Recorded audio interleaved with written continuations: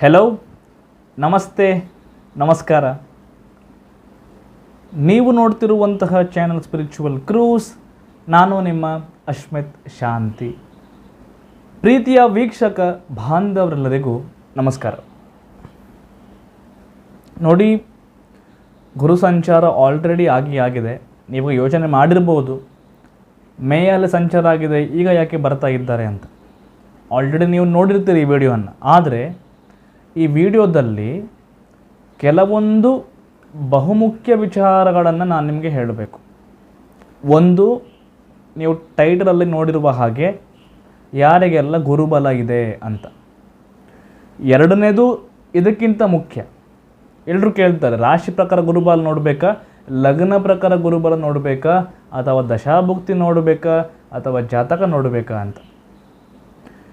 And ಈ ವಿಚಾರವನ್ನು ಹಿಡ್ಕೊಂಡು ನಾನು ಈ ಒಂದು ವರ್ಷದಲ್ಲಿ, ಈ ಪಾಸ್ಟ್ ಒಂದು ವರ್ಷ ಗುರು ಸಂಚಾರ ಆಯಿತು ಅಲ್ವಾ, ಅದರಲ್ಲಿ ನನಗೆ ಪರ್ಸನಲಿ ಯಾವ ಥರ ಗುರು ಸಂಚಾರದ ಫಲಗಳು ಬಂದಿದೆ, ಅಥವಾ ದಶಾಭುಕ್ತಿಯ ಫಲಗಳು ಬಂದಿದೆ, ಅಥವಾ ಜಾತಕ ಯಾವ ಥರ ವರ್ಕ್ ಆಗಿದೆ, ಅದನ್ನು ನಿಮಗೆ ಪ್ರಾಕ್ಟಿಕಲ್ ಆಗಿ ಹೇಳಬೇಕಂತ ಬಂದದ್ದು.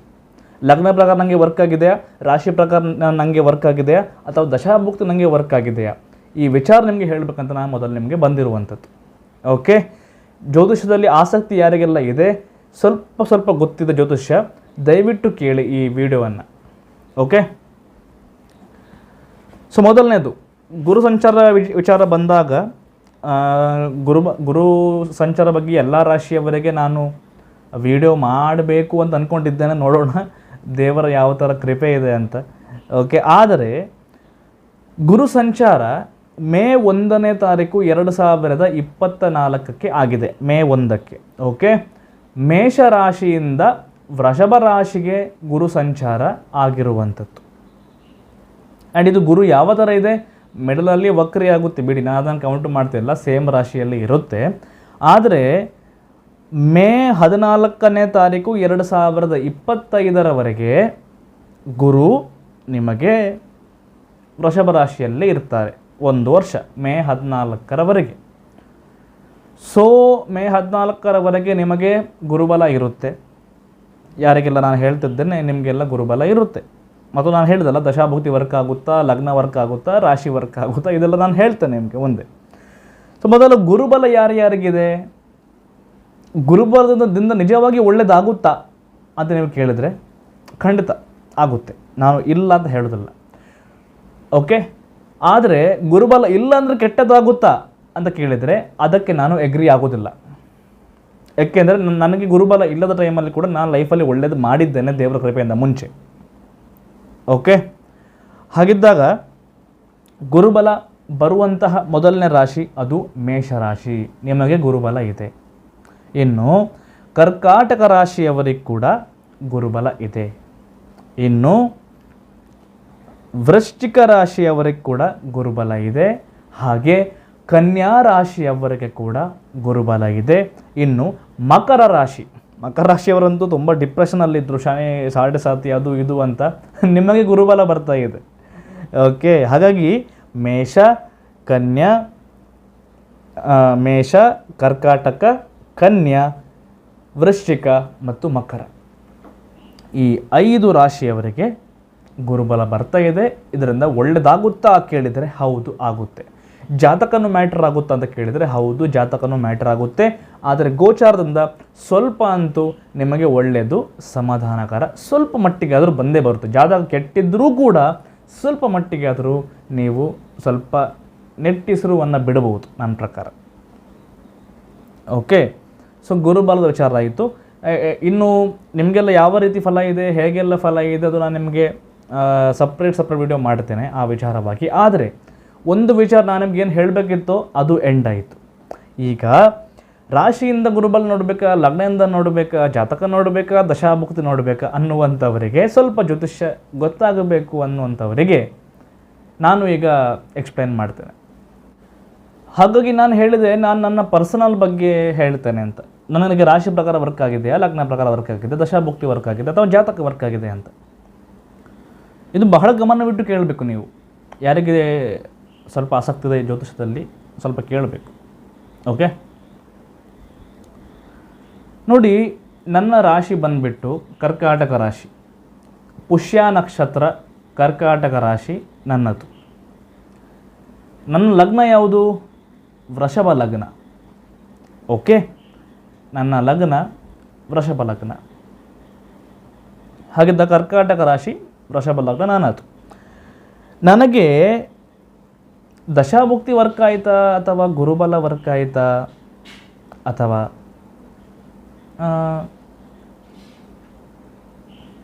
ಯಾವುದು ವರ್ಕ್ ಆಯಿತು ಅದು ನಾನು ನಿಮಗೆ ಹೇಳಬೇಕು. ಮೊದಲನೇದು, ಈಗ ಕರ್ಕಾಟಕ ರಾಶಿಯವರಿಗೆ, ಅಂದರೆ ನನಗೆ ಕರ್ಕಾಟಕ ರಾಶಿಯವರಿಗೆ ಹೋದ ವರ್ಷ ಗುರು 10ನೇ ಮನೆಯಲ್ಲಿ ಇತ್ತು, 10th ಹೌಸ್. ಓಕೆ, ರಾಶಿಯಿಂದ 10ನೇ ಮನೆ. ನಿಮಗೆಲ್ಲ ಗೊತ್ತಿದೆ ಗುರುಬಲ ಇಲ್ಲ. ಸೊ ಇಲ್ಲಿ ರಾಶಿ ಪ್ರಕಾರ ನನಗೆ ಯಾವ ಥರ ಫಲ ಬಂದಿದೆ ಯಾಕೆ ಹೇಳಿದರೆ, ಹೌದು ಬಂದಿದೆ. ಯಾಕೆಂದರೆ ಗುರು ಕರ್ಕಾಟಕ ರಾಶಿಯವರಿಗೆ 6ನೇ ಅಧಿಪತಿ ಆಗ್ತಾರೆ ಮತ್ತು 9ನೇ ಅಧಿಪತಿ ಆಗ್ತಾರೆ. ಸೊ 6ನೇ ಅಧಿಪತಿ 10ನೇ ಮನೆಗೆ ಬಂದರೆ ಯಾವ ರೀತಿ ಫಲ ಬರುತ್ತೆ? ಸ್ವಲ್ಪ ಜಾಸ್ತಿ ಹಾರ್ಡ್ ವರ್ಕ್ ನೀವು ಮಾಡ್ತೀರಿ ಕೆಲಸಕ್ಕೋಸ್ಕರ. ಸ್ವಲ್ಪ ಅದು ನಾನು ಮಾಡಿದೆಯಾ? ಹೌದು ಮಾಡಿದೆ.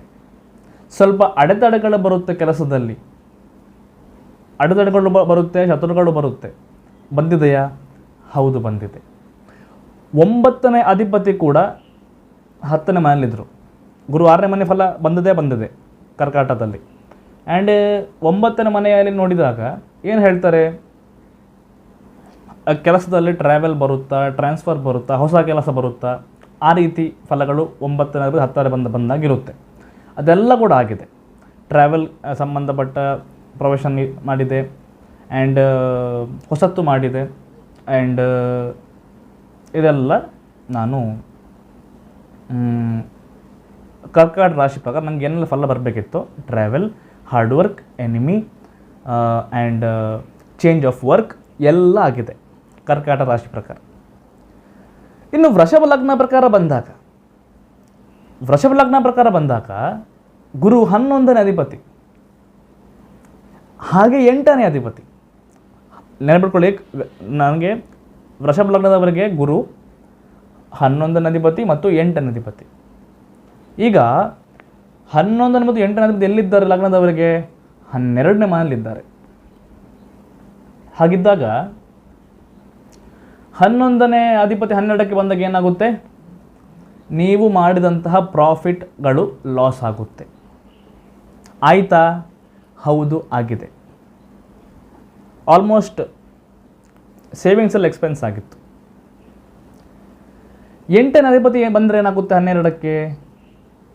ಓಕೆ, ಏನಾಗುತ್ತೆ ಅಂತ ಕೇಳಿದರೆ ಅಲ್ಲಿ ಕೂಡ ಸಡನ್ ಅನ್ಎಕ್ಸ್ಪೆಕ್ಟೆಡ್ ಎಕ್ಸ್ಪೆನ್ಸಸ್ಗಳು ಬರುವಂಥದ್ದು, ಲಾಸ್ಗಳು ಬರುವಂಥದ್ದು ಇರುತ್ತೆ. ಅದು ಕೂಡ ಆಗಿದೆ. ಓಕೆ, ಹಾಗಿದ್ದಾಗ ಅನ್ಎಕ್ಸ್ಪೆಕ್ಟೆಡ್ ಎಕ್ಸ್ಪೆನ್ಸಸ್, 12ರಲ್ಲಿ ಬಂದ ಲಾಭಗಳು, ಖರ್ಚು, ಎಕ್ಸ್ಪೆನ್ಸಸ್, ಲಾಸಸ್ ತುಂಬ ಆಗಿದೆ. ತುಂಬ ಅಂದರೆ ತುಂಬ ಆಗಿದೆ ಈ ಒಂದು ವರ್ಷದಲ್ಲಿ. ಸೊ ಹಾಗಾದ್ರೆ ನೀವು ಕೇಳಿದರೆ ರಾಶಿ ಪ್ರಕಾರ ವರ್ಕ್ ಆಯಿತು, ಲಗ್ನ ಪ್ರಕಾರ ವರ್ಕ್ ಆಯಿತು ಅಂತ ಕೇಳಿದರೆ 2 ಪ್ರಕಾರ ಕೂಡ ಆಯಿತು. ಹಾಗಾದರೆ ಜಾತಕ ಯಾಕೆ ನೋಡಬೇಕು, ದಶಾಭುಕ್ತಿ ಯಾಕೆ ನೋಡಬೇಕಂತ ನಿಮಗೆ ವಿಚಾರ ಬರಬಹುದು. ಓಕೆ, ಸೊ ದಶಾಭುಕ್ತಿಯನ್ನು ನೋಡಿದಾಗ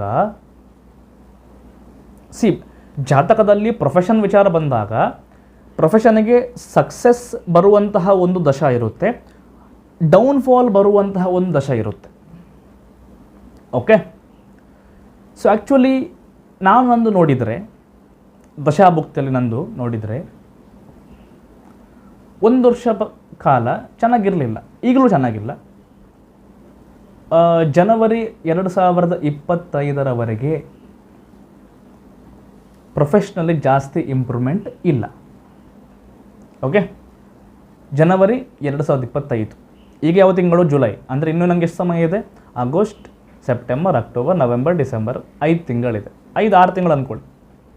ಸೊ 6 ತಿಂಗಳು ಇನ್ನೂ ಕೂಡ ನನ್ನ ಫೇಸ್ ಏನಿದೆ ಡೌನ್ ಇರುತ್ತೆ. ಸೊ ನೀವು ಕೇಳಿದರೆ ರಾಶಿ ಪ್ರಕಾರ ಗುರುಬಲ ವರ್ಕ್ ಆಯಿತು, ಲಗ್ನ ಪ್ರಕಾರ ಗುರುಬಲ ವರ್ಕ್ ಆಯಿತು, ದಶಾಭುಕ್ತಿಯಲ್ಲಿ ಹೇಗೂ ಟೈಮ್ ಚೆನ್ನಾಗಿಲ್ಲ. ಓಕೆ, ಹೊಸ ಕೆಲಸಗಳು ನಾನು ಪ್ರಯತ್ನ ಮಾಡಿದೆ. ಫಸ್ಟ್ ಆಫ್ ಆಲ್ ನಂಗೆ ಗೊತ್ತಿತ್ತು, ಓಕೆ ಟೈಮ್ ಚೆನ್ನಾಗಿಲ್ಲ ಅಂತ ಗೊತ್ತಿತ್ತು. ನಾನು ಸ್ವಲ್ಪ ಎಕ್ಸ್ಪೆರಿಮೆಂಟ್ ಮಾಡಿದೆ, ಆಗುತ್ತಾ ನೋಡೋಣ, ಟ್ರೈ ಮಾಡೋಣ ಅಂತ. ಆ್ಯಂಡ್ ಅದು ಆಗಿಲ್ಲ. ಅಂದರೆ ಹೇಗೆ ಮುಂದೆ ತೊಗೊಂಡೋಗ್ಬೇಕು ನಂಗೆ ಗೊತ್ತಿದೆ, ಆದರೆ ಆಗಿಲ್ಲ. ಸೊ ಈ ಕಡೆಯಿಂದ ದಶಾಭುಕ್ತಿ ಕೂಡ ಕೆಟ್ಟಿತ್ತು. ಅಂದರೆ ಕೆರಿಯರ್ ಇಂಪ್ರೂವ್ಮೆಂಟ್ ಜನವರಿ 2025 ಇಲ್ಲ ಅಂತ ಇತ್ತು. ಇನ್ನೊಂದು ಕಡೆಯಲ್ಲಿ ಗುರು ರಾಶಿ ಪ್ರಕಾರನೂ ಚೆನ್ನಾಗಿರಲಿಲ್ಲ, ಲಗ್ನ ಪ್ರಕಾರ ಚೆನ್ನಾಗಿರಲಿಲ್ಲ. ಎರಡರಿಂದ ಕೂಡ ನನಗೆ ಎಫೆಕ್ಟ್ ಆಯಿತು. ದಶಾಭುಕ್ತಿ ಕೂಡ ಚೆನ್ನಾಗಿರಲಿಲ್ಲ, ಅದು ಕೂಡ ಎಫೆಕ್ಟ್ ಆಯಿತು. ಸೊ ಹೀಗೆ ಪೀಕಲ್ಲಿದ್ದ ಅಂದರೆ first of all I believe in doing many professions. Okay, ಒಂದೇ ಕೆಲಸ ಅಂತಲ್ಲ. ಯಾಕೆಂದರೆ ಮನುಷ್ಯನ ಜಾತಕದಲ್ಲಿ ಒಂದೇ ಕೆಲಸ ಅಂತ ಯಾರಿಗೂ ಬರೆದಿಲ್ಲ. ನೀವು ಅನೇಕ ಈಗ ಎಕ್ಸಾಂಪಲ್ ನೀವು ಅಂಬಾನಿದು ತೊಗೊಳ್ಳಿ. ಅಂಬಾನಿ ಎಷ್ಟು ಕೆಲಸ ಮಾಡ್ತಾರೆ? ಪೆಟ್ರೋಲ್ ಬಂಕ್ ಇದೆ, ಕೃಷಿ ಇದೆ, ಜಿಯೋ ಇದೆ, ಏನೇನಿದೆ. ಓಕೆ, ಹಾಗಾದರೆ ಅವ್ರಿಗೆ ಒಂದು ಕೆಲಸ ಮಾತ್ರ ಬರ್ದಿತ್ತಾ? ಇಲ್ಲ. ಜಾತಕದಲ್ಲಿ ಬೇರೆ ಬೇರೆ ಕೆಲಸಗಳು ಬರ್ತಿದೆ. ನಿಮ್ಮ ಜಾತಕದಲ್ಲಿ ನಿಮಗೆ ಯಾವುದೇ ಕೆಲಸ ನಿಮಗೆ ಬರ್ದಿದ್ದರೂ ಕೂಡ ಆ ರೈಸ್ ಆಗೋ ಟೈಮಲ್ಲಿ ನೀವು ಮಾಡಬೇಕು, ಫಾಲ್ ಆಗೋ ಟೈಮಲ್ಲಿ ಮಾಡಬಾರ್ದು. ನಾನು ತುಂಬ ಜನ ನನ್ನ ಹತ್ರ ಜಾಬ್ ಮಾಡುವವರು, IT ಫೀಲ್ಡ್ ಅವರು, ಸಾಫ್ಟ್ವೇರ್ ಇಂಜಿನಿಯರ್ಸ್ ಅವರು ಬರ್ತಾರೆ, ಬಂದು ಕೇಳ್ತಾರೆ ಜಾಬ್ ಚೇಂಜ್ ಮಾಡೋದಕ್ಕೆ ಒಳ್ಳೆ ಸಮಯನಾ ಅಂತ. ನಾನು ಇಲ್ಲ ಅಂತ ಹೇಳ್ತೇನೆ. ಆದರೂ ಅವರಿಗೆ ಒಳ್ಳೆ ಆಫರ್ ಬರುತ್ತೆ, ಅವರು ಪ್ರಯತ್ನ ಮಾಡ್ತಾರೆ. ಆನಂತರ ಏನಾಗುತ್ತೆ? ಅವರಿಗೆ ಸಮಸ್ಯೆ ಆಗುತ್ತೆ. ಅವರು ಯಾಕೆ ಅಲ್ಲಿ ಮಂಗಾಗ್ತಾರೆ ಅಂತಂದರೆ, ನಾನು ಹೇಳಿರ್ತೇನೆ ನಿಮಗೆ ನೀವು ಚೇಂಜ್ ಮಾಡಿಬಿಡಿ ಜಾಬ್ ಅಂತ. ನಾನು ಚೇಂಜ್ ಮಾಡಿಬಿಡಿ ಹೇಳಿದ ಮೇಲೆ ಅವರಿಗೆ ಒಳ್ಳೆ ಆಫರ್ ಬಂದಿರುತ್ತೆ. ಯಾಕೆ ಒಳ್ಳೆ ಆಫರ್ ಬಂದಿರೋದು? ಯಾಕೆಂದರೆ ನಿಮಗೆ ಸಮಸ್ಯೆ ಬರಬೇಕು, ಅದಕ್ಕೆ ನಿಮಗೆ ಒಳ್ಳೆ ಆಫರ್ ಬಂದಿರುವಂಥದ್ದು. ಓಕೆ, ಹಾಗಾಗಿ ಈಗ ನೀವು ಕೇಳ್ಬೋದೆ ನೀವು ಜ್ಯೋತಿಷ್ಯರ ಪೂಜೆ ಪರಿಹಾರ ಮಾಡಿ ಬಗೆಹರಿಸಿ ಸಮಸ್ಯೆ ಅಂತ. ಇಲ್ಲ. ಯಾಕೆ? ನೀವೆಷ್ಟೇ ಪೂಜೆ ಪರಿಹಾರ ಮಾಡಿದರೂ ಕೂಡ ನಿಮ್ಮ ಟೈಮ್ ಯಾವಾಗವರೆಗೆ ಕೆಟ್ಟಿದೆ ಅಲ್ಲಿವರೆಗೆ ಕೆಟ್ಟಿದೆ. ಓಕೆ, ನಾನು ಬೇರೆ ಎಕ್ಸ್ಪೆರಿಮೆಂಟ್ ಮಾಡಿದೆ, ಅದು ಫೇಲ್ ಆಯಿತು ಆ ಟೈಮಲ್ಲಿ. ಯಾಕೆಂದರೆ ಗೊತ್ತಿದ್ದು ನಾವು ಬಾವಿಗೆ ಹಾರೋದು ಹೇಳ್ತೇವಲ್ಲ, ಆ ರೀತಿ ಅದು. ಸೊ ಈಗ ನಾನು 6 ತಿಂಗಳು ವೆಯ್ಟ್ ಮಾಡಬೇಕಾ? ಮಾಡಬೇಕು. ಯಾಕೆಂದರೆ ದಶಾಭುಕ್ತಿಯಲ್ಲಿ ಆ ಥರ ಇದೆ. ಗುರುಬಲ ಬರೋದು ನೆಕ್ಸ್ಟ್ ಮೇಯಿಂದ, ಗುರುಬಲ ಬರೋದು ನೆಕ್ಸ್ಟ್ ಮೇ ತಿಂಗಳಿಂದ ನೆಕ್ಸ್ಟ್ ವರ್ಷ. ಆದರೆ good time as per dasha will start from January 2025. ಅಲ್ಲಿವರೆಗೆ ಹೇಗಾದರೂ ದುಡಿಗಳು ಮುಂದೆ ಹೋಗಬೇಕು. ನಿಮ್ಮ ಟೈಮ್ ಚೆನ್ನಾಗಿಲ್ಲದಾಗ ಯಾವುದೇ ಪೂಜೆ, ಯಾವುದೇ ವ್ರತ, ಯಾವುದೇ ಪರಿಹಾರ ನಿಮಗೆ ದೊಡ್ಡ ಮಟ್ಟಿನಲ್ಲಿ ಚೆನ್ನಾಗಿ ಸಿಗೋದಿಲ್ಲ. ಆದರೆ ಜ್ಯೋತಿಷ್ಯ ನಂದು ಯಾವಾಗಲೂ ಮುಂಚೆಯಿಂದ ಇಲ್ಲಿವರೆಗೆ ಕೂಡ ಫ್ರಮ್ ಪಾಸ್ಟ್ ಮೆನಿ ಇಯರ್ಸ್ ಬ್ಯಾಲೆನ್ಸಲ್ಲೇ ಇದೆ ಜ್ಯೋತಿಷ್ಯ ನನ್ನ ಕೆಲಸ. ಯಾಕೆ? ಯಾಕೆಂದರೆ ಜ್ಯೋತಿಷ್ಯ ಪಡೆದುಕೊಂಡು ಬಂದಿರುವಂತಹ ಒಂದು ನನ್ನ ಕೆಲಸ. ಓಕೆ, ಜ್ಯೋತಿಷ್ಯ ನಾನು ಚೂಸ್ ಮಾಡಿದ್ದಲ್ಲ, ಜ್ಯೋತಿಷ್ಯ ನನ್ನನ್ನು ಚೂಸ್ ಮಾಡಿತ್ತು.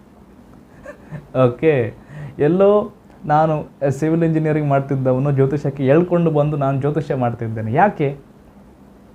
ಅದು ಫೇಟ್. ಅಂದರೆ ನಿಮ್ಮ ಹಣೆ ಬರಹ, ನಾನು ತುಂಬಾ ಬಾರಿ ಹೇಳ್ತೇನೆ, ನಿಮ್ಮ ಹಣೆ ಕೆಲವು ಜಾತಕ ನೋಡು ನಾನು ಹೇಳ್ತೇನೆ, ನಿಮ್ಮ ಹಣೆ ಬರದಲ್ಲಿ ಈ ರೀತಿ ಕೆಲಸ ಬರೆದಿದೆ ಅಂತ. ಆ ರೀತಿ ಕೆಲಸ ನೀವು ಪಡೆದುಕೊಂಡು ಬಂದಿದ್ದೀರಿ, ನಿಮಗೆ ಬರ್ದಿದೆ ಅಂತಂದರೆ ಆ ಕೆಲಸ ಲೈಫ್ ಲಾಂಗ್ ನಿಮಗೆ ಬ್ಯಾಲೆನ್ಸ್ಡ್ ಆಗಿರುತ್ತೆ.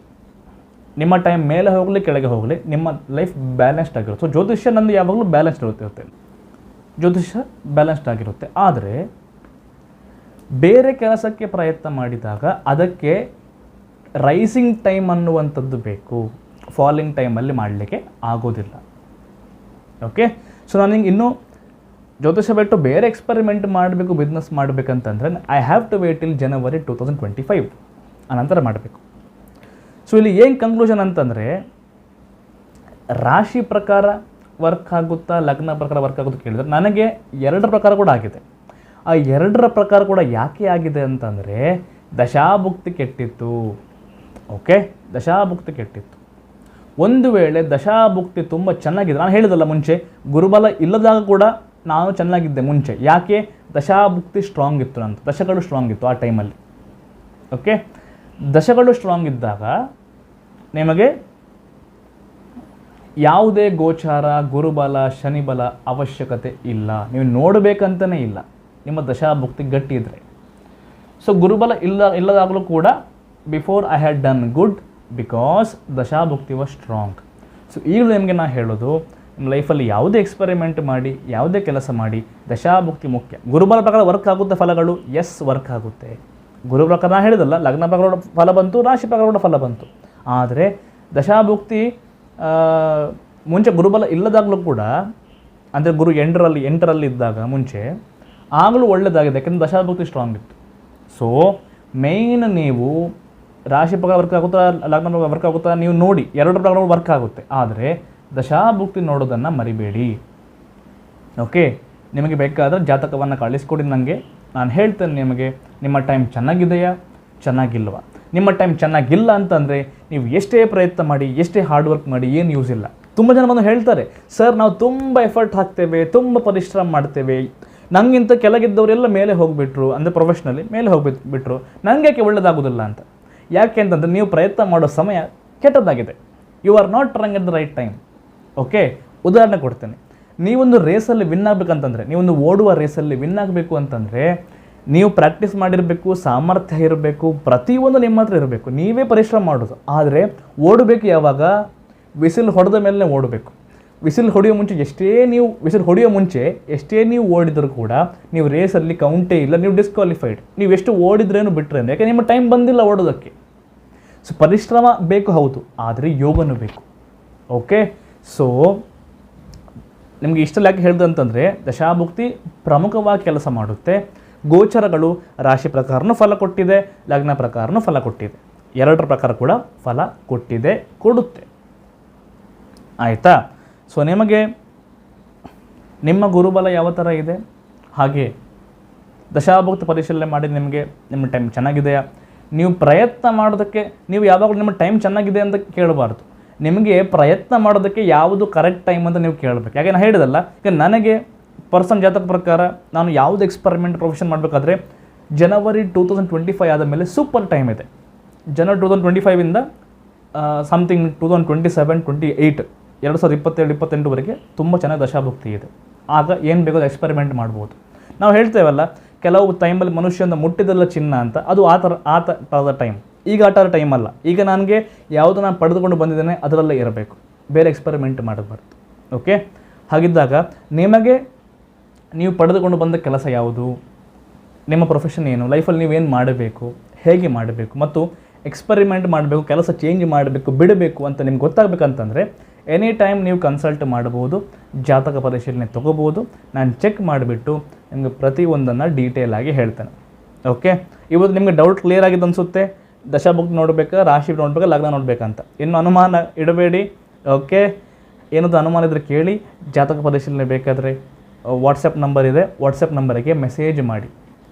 ಓಕೆ, ಇನ್ನಷ್ಟು ವಿಶೇಷವಾದ ಮಾಹಿತಿಯೊಂದಿಗೆ ಮತ್ತೆ ಪುನಃ ಬಂದು ನಿಮ್ಮನ್ನು ಭೇಟಿ ಮಾಡುತ್ತೇನೆ. ಅಲ್ಲಿವರು ನಿಮ್ಮೆಲ್ಲರಿಗೂ ನನ್ನ ನಮಸ್ಕಾರ. ಲೋಕ ಸಮಸ್ತಃ ಸುಖಿನೋ ಭವಂತು. ಜೈ ಭದ್ರಕಾಳಿ.